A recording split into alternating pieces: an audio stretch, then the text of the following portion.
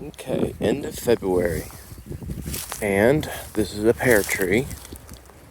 And if I'm gonna cover a lot of weird stuff, but if you want to hear some weird stuff, I guess just go along with it. So I planted this about 10 years ago, and it was a grafted variety. And so I learned all these little things throughout the time of the last 10 years. So first thing I learned, trees are grafted. That graft sucked. And what I mean by that was that cultivar, that whatever that was grafted onto it was not good for my area because of the diseases it's susceptible to. And so I started looking around trying to buy other apples. I found some resistant pears up there at Morris Nursery in Michigan. And I figured out, oh, okay, so there are disease-resistant pears, unlike most apples that get scabbed in this area. So, unfortunately, I planted a lot of apples in the past, like the one behind the pear. And as I started learning more about these Asian pears, I got a hold of Cliff England out of England's nursery down there in Kentucky. And he suggested certain cultivars to graft from.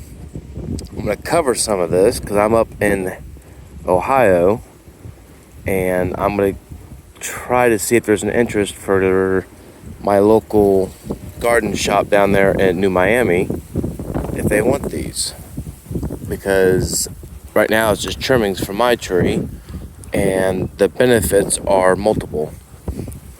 It's so windy, I don't think it's going to work, but here we go. So,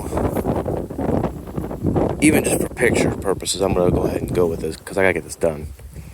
So, I'm going to take my reciprocating saw, shout out to DeWalt, get this little blade right here. If you have a tree that you're trying to change genetics, why would you do that? Because like I said, the genetics, there's a problem with the diseases. Well, this right here, and this is spray to keep everything clean. If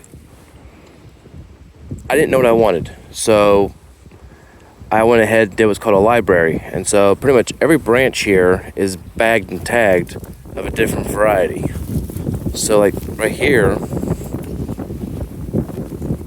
in this graft, where, no, it's right there I think. No, yeah, it doesn't matter. I can tell. Right there.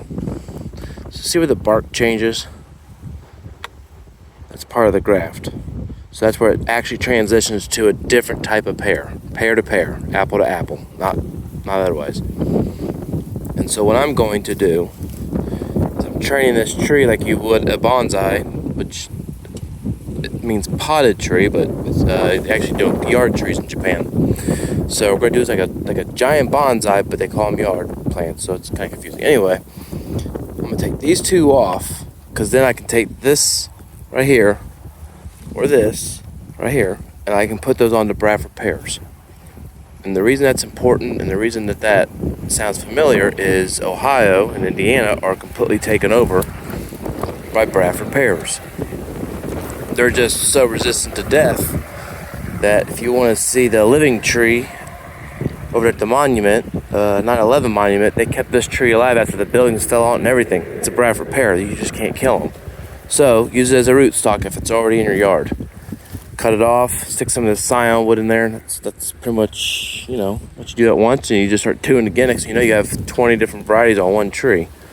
So I'm going to clean this up, but I am going to keep some of these genetics.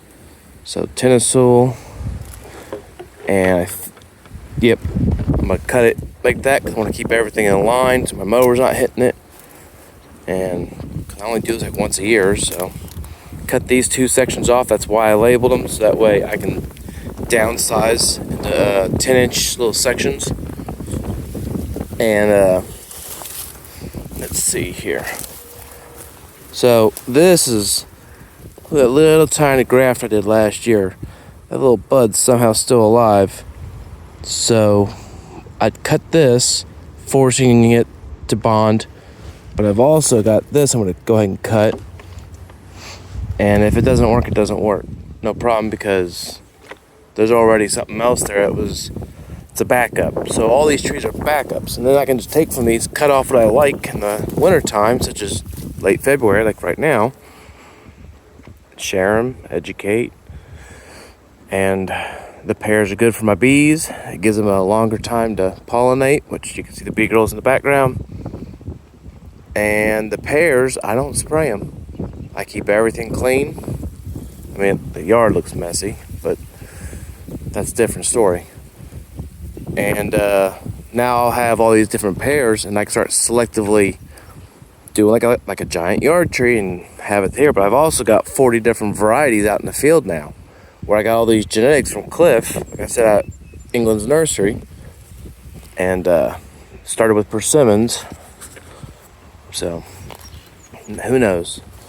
But I guess that if you're a deer hunter, some of these will drop during deer season. So it's, before, during, and after. And it's kind of neat. You start looking at it, you can actually see the difference in how the branches grow,